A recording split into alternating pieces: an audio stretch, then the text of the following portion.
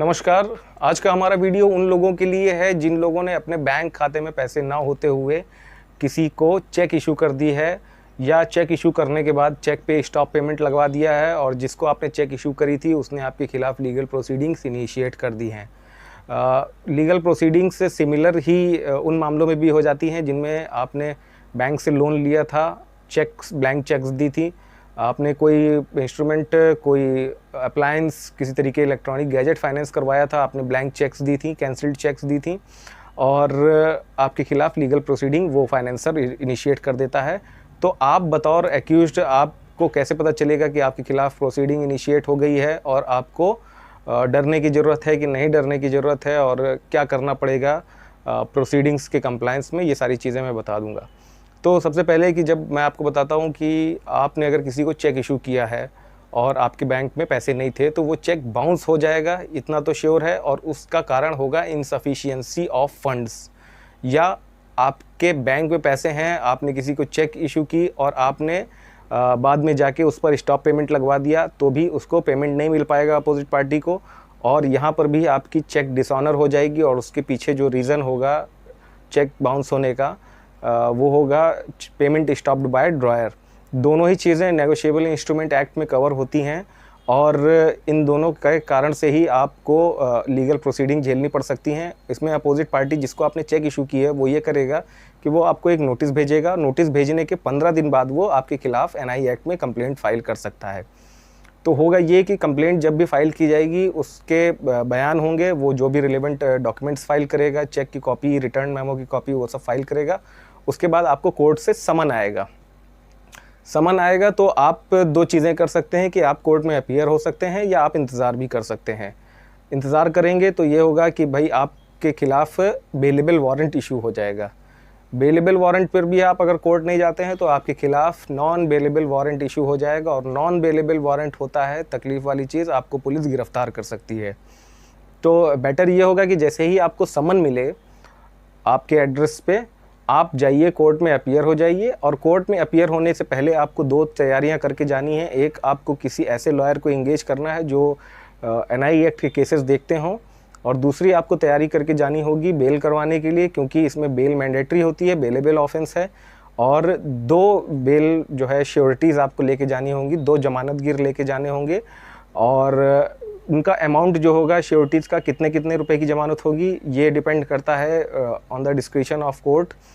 Usually वो 25,000 रुपये की हो सकती है। 25,000 की श्योरिटी का मतलब है कि आप अपने बाइक के पेपर्स या 4 व्हीलर के पेपर्स जो है ओरिजिनल लेके जा सकते हैं, प्रॉपर्टी से रिलेटेड पेपर्स लेके जा सकते हैं। आप अगर गवर्नमेंट एम्प्लॉई हैं तो आप अपनी सैलरी स्लिप लेके जा सकते हैं। ज़मीन से रिलेटेड जो आपकी रजिस्ट्री है वो लेके जा सकते हैं। कोई इन्वेस्टमेंट है आपकी किसी गवर्नमेंट बैंक में फिक्स्ड डिपॉजिट जैसी, तो उसके पेपर्स लेके जा सकते हैं। ये सारी चीज़ें श्योरिटीज़ में कवर होती हैं। इसके बाद आप जैसे ही कोर्ट में अपीयर होंगे आपको कस्टडी में लिया जाएगा, आपकी बेल एप्लीकेशन मूव होगी और आपको बेल पर अलाउ कर दिया जाएगा। फिर आपको कंटेस्ट करना होगा मुकदमा, और उसमें आपको बताना होगा कि आपने इनसे पैसे लिए थे या नहीं लिए थे। अगर पैसे लिए थे तो आपने चेक इशू करी है, चेक इशू करी तो पेमेंट क्यों नहीं हो पाया और कब तक आप पेमेंट कर देंगे। आप अगर फ़ाइट करना चाहते हैं मुकदमे को तो आप उसको थॉरोली फ़ाइट करिए। अगर आप उसको मुकदमे को डिसाइड कराना चाहते हैं तो थ्रू कोर्ट आप सेटलमेंट की एप्लीकेशन डाल के उसमें पेमेंट करके आप इस मुकदमे को सेटल भी करा सकते हैं। तो ये हो गई प्रोसीडिंग जब आपने चेक बाउंस हुई है आपकी 1 to 1 किसी से हुई है, जैसे नॉन पेमेंट के वजह से, या बाउंस हो गई है आपकी इनसफिशिएंसी ऑफ फंड की वजह से, या फिर पेमेंट स्टॉप्ड बाय ड्रॉअर की वजह से, इन दोनों कारण की वजह से। इसके बाद आ जाता है कि जब आपने किसी कंपनी से कोई प्रोडक्ट फाइनेंस कराया तो आप लोग ध्यान दीजिएगा कि जब भी आप कोई प्रोडक्ट फाइनेंस कराते हैं तो आपसे ब्लैंक चेक्स ली जाती हैं। ब्लैंक चेक्स का भी उद्देश्य ये होता है कि आपके खिलाफ एनआई एक्ट की प्रोसीडिंग की जा सके, आपके बैंक से पैसे रिकवर कराने के लिए in case of non payment. तो वहाँ पर भी चेक्स का उद्देश्य यही होता है, और उसमें भी आपको नोटिस आएगा। नोटिस आने के बाद में आपके खिलाफ लीगल प्रोसीडिंग इनिशिएट कर दी जाएंगी, आपको समन आएंगे। समन पे अपीयर हो जाते हैं तो ठीक है, फिर आप बेल करवा के आप ट्रायल फेस कर सकते हैं या पेमेंट करके मुकदमे को ख़त्म भी करा सकते हैं। नहीं होगा तो फिर आप अगर आप नहीं अपीयर होते समन पे तो आपको फिर बेलेबल वारंट इशू होगा और उसके बाद नॉन बेलेबल वारंट इशू होगा।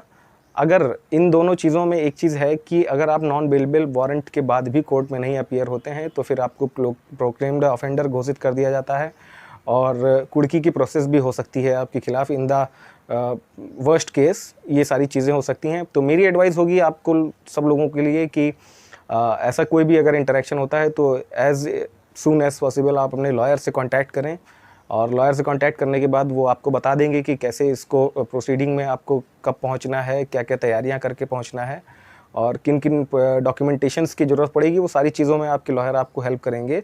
और इन सब चीज़ों से बचने के लिए अच्छा है कि अगर आपका कहीं पर पेमेंट ड्यू है तो उसको आप विद इन टाइम लिमिट उसको आप पे आउट करके उससे बाहर निकल सकते हैं, किसी भी ऐसी प्रोसीडिंग से बच सकते हैं। तो ये इन्फॉर्मेशन थी सभी लोगों के लिए, आम लोगों के लिए भी है।